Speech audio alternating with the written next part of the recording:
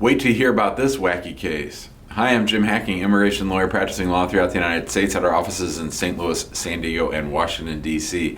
In today's video, we're going to go off an email that I recently received from a viewer and someone on our mailing list. They had a question about their situation. I thought it was interesting, pretty wacky, and I thought it might be something that would interest you, and then I'll share with you the advice that I gave this person. So, hello.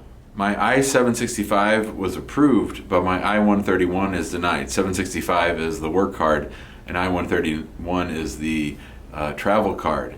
I have a pending application for adjustment of status, but my advance parole application was denied because they felt we were likely involved in marriage fraud from their records.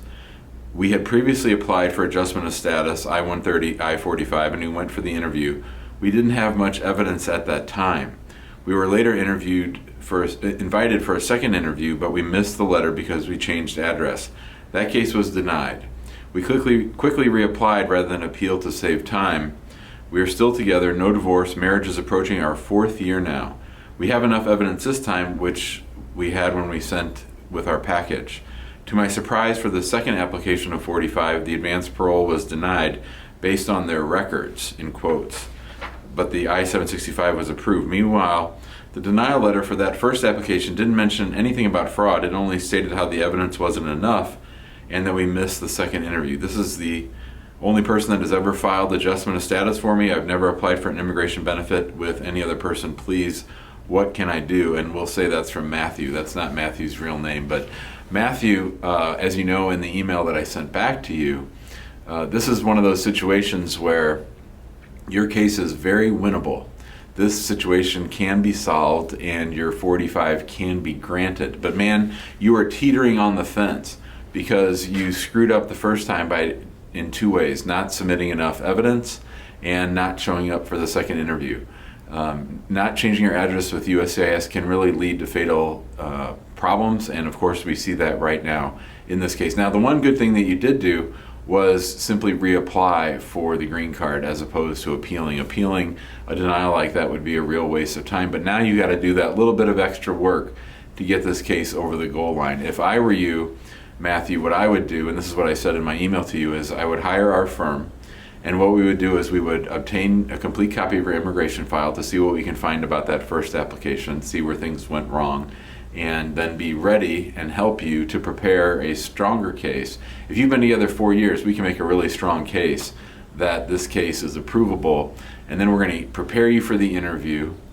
They're probably going to separate you again, you and your spouse. They're going to come hard at you trying to make it look like there was fraud in the first place. But I think that having someone from our firm, having a lot more marital evidence, and the fact that you've been together for 4 years, I think they're going to understand that this was just sort of people that didn't really know what was going on or how serious this all was. I don't think we need to worry about the travel document right now. The focus should be on getting that green card and filing more evidence at the interview in support of the application to get that damn thing approved. So I hope that you are wise enough, Matthew, to do that and to hire us or another experienced immigration law firm to help you build up your case, get that case approved so that you can get your green card. Totally approvable, but you've created sort of a higher burden for yourself by the mistakes that you made in the past. So I share this question and answer with you because I think it's really instructive for a lot of people. Sometimes people think, well, I'll just hire the lawyer on the back end if things don't go well. I think that's the wrong approach. I think the better approach is hire the lawyer at the beginning so as to cut down on the mistakes. Now, you might want to roll the dice. You might be a gambler. You might like hanging out in Las Vegas and playing roulette, but why gamble with your immigration status? Why not get it right the first time? Because that's the main thing, as Billy Joel once said. All right, so if you have any questions about this, give us a call, 314-961-8200. Email us at info@hackinglawpractice.com. You know, you can join us in our Facebook group, which is called Immigrant Home. If you like this video, we ask that you please share it out on social and that you subscribe to our YouTube channel down below. And finally, don't forget, on Tuesdays and Thursdays, most weeks, usually at noon Central, you'll find me in the Immigrant Home Facebook group and on our YouTube channel answering as many of your immigration law related questions live without a net for up to 60 minutes. Thanks a lot and have a great day.